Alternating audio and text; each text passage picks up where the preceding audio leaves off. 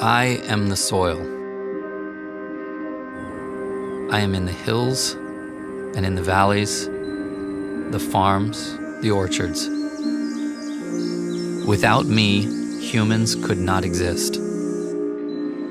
But you treat me like dirt. Do you realize that I am just a thin skin on this planet? And that I'm actually alive,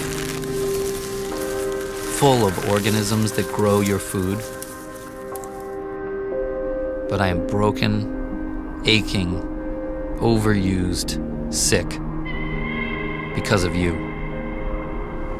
You have withered me away to less than half of what I used to be just over 100 years ago.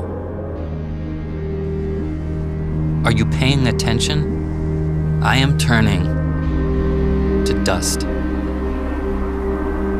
So maybe you could treat me with a little more respect. I suppose you still want to eat, right?